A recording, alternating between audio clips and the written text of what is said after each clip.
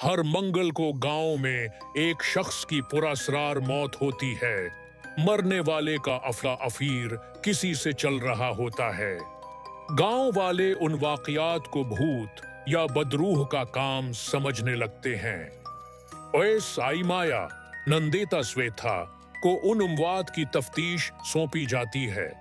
वो जल्द ही जान लेती है कि ये खुदकशियां नहीं बल्कि कातिलाना वारदातें हैं।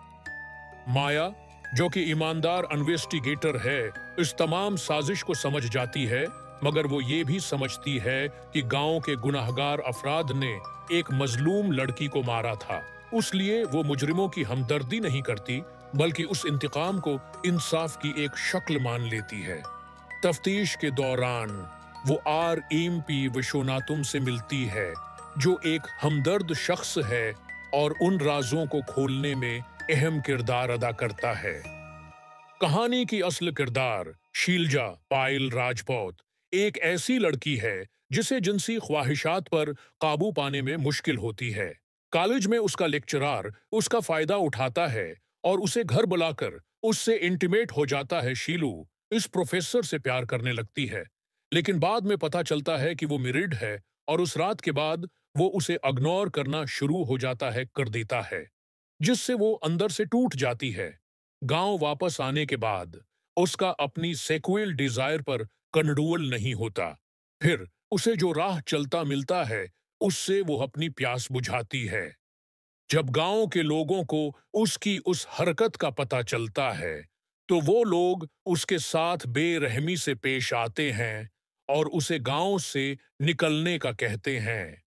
फिर उस सुनसान जंगल में अकेला पाकर मार दिया जाता है उसे, लेकिन उसे खुदकशी का रंग दिया जाता है। तफ्तीश पर पता चलता है कि शीलजा की मौत के पीछे गांव के वो लोग हैं जिनके खुद किसी के साथ अफीर चला रहे होते हैं, जिनमें जमींदार की बीवी भी शामिल थी। विश्वनाथम और रवि, जो शीलजा का दोस्त है और अपनी मौत का झूठा ड्रामा रचाता है, उन सब से इंतकाम लेते हैं और इन लोगों को चुन चुन कर मारते हैं जिन्होंने शीलू को कत्ल किया था। गांव में एक अंधा आदमी होता है जो अपने दोस्त के साथ घूमता फिरता है। उसका दोस्त जिस लड़की या औरत को देखता है, उसका रेट लगाता है ताकि अपने अंधे दोस्त को उसकी खूबसूरती का अंदाजा लगा सके, और यही वो अंधा होता है जो रवि और विश्वनाथम को कातिलों का पता बताता है, क्योंकि वो अंधेपन का ढोंग कर रहा होता है। फिल्म के आखिर में रवि, जो शीलू का बचपन का दोस्त था, वो सब कातिलों से बदला लेने के बाद खुदकशी करता है ताकि शीलजा के साथ दोबारा मिल सके।